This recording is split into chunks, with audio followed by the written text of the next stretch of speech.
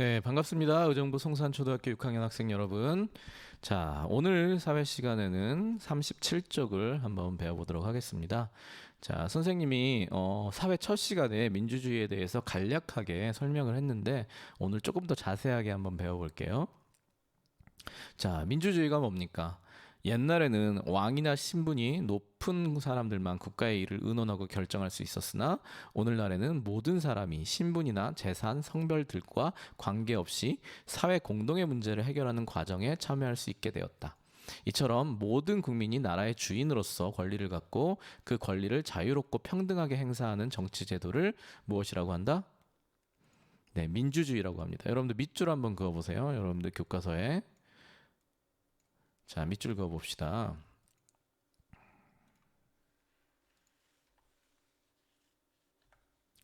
자, 민주주의, 주인이 국민인 국가를 뜻합니다. 영어로 하면 데모크라시라고 하는데 여기서 데모라는 말이 국민을 뜻해요. 크라시는 지배한다라는 뜻이기 때문에 영어로 해도 주인이 국민인 국가를 뜻합니다. 여러분들 민주주의의 반대말이 뭐라고 했었죠? 네, 군주주의라고 했었죠. 자, 그래서 선생님이 군주주의 하면은 세종대왕을 그때도 이미지를 보여줬었는데 어떤 친구들은 선생님한테 이렇게 질문을 하더라고요. 선생님, 세종대왕처럼 훌륭한 군주가 있으면 민주주의보다 더 좋은 거 아니에요? 여러분들 어떻게 생각하세요? 그렇지 않습니다. 아무리 좋은 군주라도 민주주의가 훨씬 좋은 제도예요. 한번 생각해 봅시다. 여러분들 세종시대에 한번 태어났다고 생각해 보세요. 여러분들 양반으로 태어났을까요? 아마 그럴 확률은 거의 없어요. 아마 이렇게 태어나서 대부분 다 아마 평민 아니면 노비였을 겁니다. 확률적으로 그래요. 10%가 안 됐기 때문에.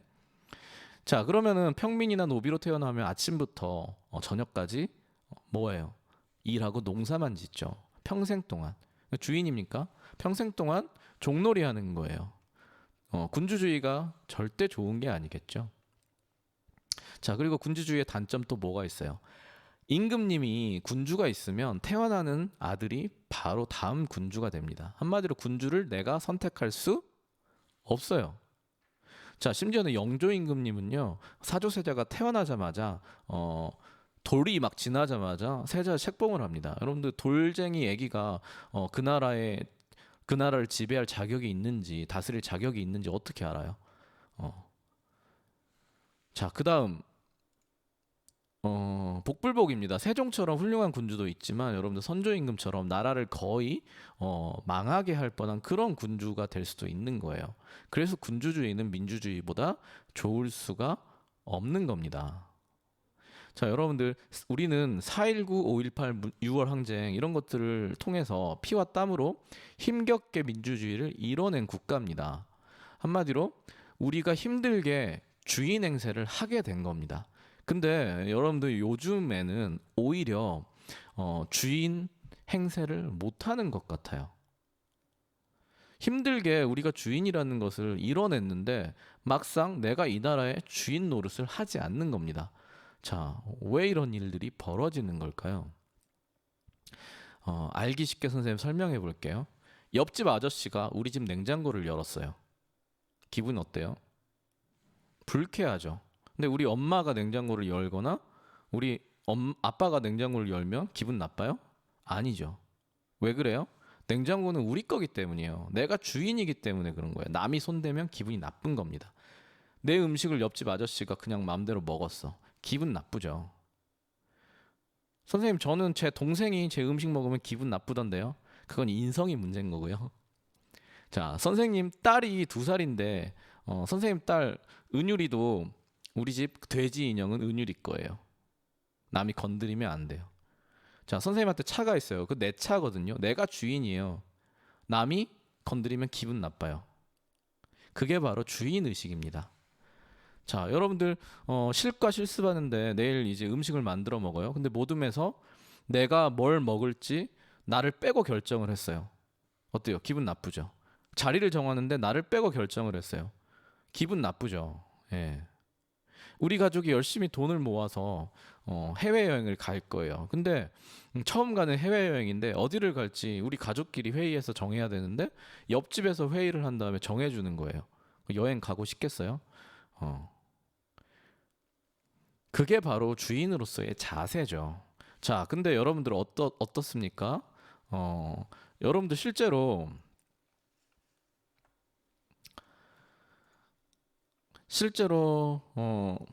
회장 부회장이 이제 정교 자치회에 참여하는데 해마다 그렇습니다. 선생님 여기 빠지면 안 돼요. 가기 싫어요. 그렇죠. 여러분들 자치회 가는 거 좋아합니까? 별로 안 좋아하죠. 자, 나를 빼고 음식을 정하거나 자리를 정하는 거 굉장히 기분 나빠하면서 학생 자치회가 있을 때는 안 가고 싶어요. 여러분들 자리 정하는 거하고 그다음에 자치회에서 결정되는 사항 중에 어떤 게 더 중요합니까? 자치회가 훨씬 더 중요하죠. 내 자리보다. 근데 주인이기를 포기하고 있습니다. 그럼 될까요? 안 될까요? 그러면 안 돼요. 자, 주민자치회. 이런 거 있으면 참여해야죠. 왜? 내가 주인이기 때문에. 자, 그런데 사람들 잘 안 가요. 공청회도 마찬가지예요. 관심 없어요. 지방의회에서 뭘 하는지 관심 없어요. 심지어는 국회의원들이 국회에서 어떤 것을 가지고 의논을 하고 있는지 내가 주인인데 관심이 없다는 거예요. 여러분 그러면 안 됩니다. 그게 바로 주인의식이에요. 자, 우리 학교 화장실을 학생들이 더럽게 쓰고 있어요. 막 물감을 아무 데나 묻히고 휴지를 막 아무 데나 던져요. 그럼 기분 나빠야 돼요. 왜요? 여러분들이 주인이기 때문에. 그래서 얘기를 해야죠. 친구들한테. 야, 깨끗이 써라. 학교의 주인은 나라는 거, 우리나라의 주인은 나라는 것을 여러분들 항상 명심하고 살아야 됩니다. 이게 바로 주인의식이에요. 자, 그래서 민주주의를 제대로 누리려면 여러분들 주인의식을 갖고 있어야 되는 겁니다. 자, 그 다음 민주주의의 기본 정신에 대해서 한번 배워보도록 하겠습니다. 자, 민주주의의 기본 정신은 교과서 38쪽입니다. 자, 선생님이 이것도 첫 시간에 간단하게 설명을 했었는데, 자, 민주주의의 기본 정신 딱 두 개만 기억하면 됩니다. 뭐냐면 자유하고 평등이에요. 자유와 평등의 두 날개로 날아오르는 민주주의다. 선생님 이렇게 얘기한 적이 있었죠? 그 안에서 여러분들이 태어난 겁니다. 얼마나 소중합니까? 여러분들은 자유와 평등이 보장되는 나라에서 이미 태어난 거예요. 조선시대의 백성들은 그렇지 못했어요. 그리고 이승만 정권이나 박정희 정권, 그렇게 독재 정권에서는 존엄성이 존중받지 못했습니다. 하지만 여러분들은 자유와 평등이 보장되는 그런 민주주의 국가에서 태어났다는 거예요. 자, 그럼 자유와 평등에 대해서 조금 더 자세히 알아보도록 하겠습니다. 자, 페이지는 38쪽입니다. 자, 민주주의를 이루려면 모든 사람이 태어나는 순간부터 인간으로서 존엄과 가치를 존중받아야 해요. 국가나 다른 사람들의 구속받지 않고 자신의 의사를 스스로 결정하는 자유를 인정받아야 합니다. 그리고 다른 사람의 자유를 침해해서도 안 돼요. 또 신분, 재산, 성별, 인종 등에 따라 부당하게 차별받지 않고 평등하게 대우받아야 합니다. 여러분들 삼겹살집에 갔는데 어른들하고 이렇게 갔을 때는 주인 아저씨가 굉장히 친절해요. 근데 친구들끼리 이렇게 돈을 모아서 삼겹살집에 갔는데 사장 아저씨가 너무 불친절한 거예요. 애들끼리 왔다고. 그럼 기분 나쁘죠. 여러분들 존엄성이 훼손된 겁니다. 이 민주주의의 기본 정신이에요. 이게 바로 우리 모두는 인간으로서 소중한 가치를 지니고 있기 때문에 태어날 때부터 존중받을 권리가 있어요. 자, 인간의 존엄성을 여기다 채워보도록 하겠습니다. 자, 그리고 이거 한번 봅시다. 가고 싶은 곳은 어디나 갈 수 있는 자유가 있어요. 이게 바로 민주주의의 양날개 중 하나인 자유이죠. 자, 그 다음 책은 누구나 똑같이 일주일에 5권씩만 빌릴 수 있어요. 자, 이거는 평등입니다. 여러분들 요새 이제 학교 등교가 또 일주일 미뤄졌죠. 뭐 이태원 클럽에 간 뭐 이렇게 젊은 친구들이 뭐 확진자가 늘어나면서 이제 그런 일들이 생겼어요. 자, 그 친구들을 사람들이 욕합니다. 근데 여러분 한번 생각해 보세요. 가고 싶은 민주주의 곳은 사회에서는요. 어디나 갈 수 있는 가고 자유가 싶은 있어요. 곳은 클럽이 됐더라도 마음대로 갈 수 있는 게 민주주의 사회예요. 자유가 있기 때문이죠. 근데 왜 그 친구들은 욕을 먹을까요? 그건 뭐냐면 바로 지금 모두가 평등하게 사회적 거리두기를 하고 있는데 자기의 자유만 너무 챙긴 거예요. 그래서 남들의 자유를 침해했죠. 자유가 소중하지만 무작정 누릴 수 있는 게 민주주의가 아니란 소리입니다. 다른 사람의 자유도 더불어서 중요하다는 거예요. 무슨 말인지 알겠죠? 자, 그래서 이제 자유와 평등이 이렇게 맞물려서 돌아가는 나라가 훌륭한 나라, 정의로운 나라, 민주주의 국가가 되겠죠. 자, 여러분들 이 평등에 관해서 조금 얘기를 해보면 신라 시대에는 이런 식으로 차별을 받았다고 해요. 입을 수 있는 옷도 달랐고요. 같은 신분이 아니면 결혼도 못했고, 그 다음에 그릇을 쓰는데도 뭐 금, 은 이런 식으로 나눠져 있었고, 집의 크기도 정해져 있었고, 쓸 수 있는 수레의 크기도 달랐대요. 그래서 성골, 진골, 육두품 이런 식으로. 자, 이렇게 차별받았던 사회가 이제 옛날 사회고요. 여러분들은 아까도 얘기했다시피 평등한 사회에서 이미 태어난 겁니다. 물론 완벽한 평등은 아직 이루어지지 않았고 더 노력해야겠지만, 그래도 선생님이 봤을 때는 어느 정도 민주주의가 만들어진 상태에서 여러분들은 태어났다는 거예요. 자, 우리 한 가지 더 얘기해 봅시다. 교과서 39쪽입니다. 자, 교과서에는 이제 민주주의의 꽃이 선거라고 나오는데, 선생님은 그때 이렇게 설명했죠. 민주주의의 필살기다. 가장 국민으로서 주인 행세를 할 수 있는 게 바로 선거, 투표권입니다. 자, 투표권에 관해서는 이제 4가지 또 내용들이 나오는데요. 한번 살펴볼게요. 자, 교과서의 첫 번째 이제 보통 선거입니다. 만 19세 이상이면 누구나 투표할 수 있습니다. 자, 그런데 여러분들 지금 바뀌었어요. 알고 있습니까? 정말 똑똑한 친구들은 이게 만 18세로 이번 선거부터 바뀌었다는 것을 알고 있을 겁니다. 자, 왜 이렇게 바뀌었냐면요. 여러분들 실제로 다른 나라들 같은 경우는 어떤 나라들은 16세만 되면 투표권을 주기도 합니다.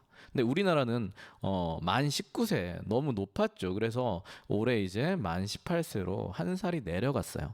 그래서 고등학교 3학년 중에서도 이제 투표권이 생기는 친구들이, 학생들이 생겼다는 거예요. 자, 그리고 여러분들 모든 사람이 또 투표를 할 수 있었던 게 아니에요. 대표적인 게 여자는 투표할 수 없었어요.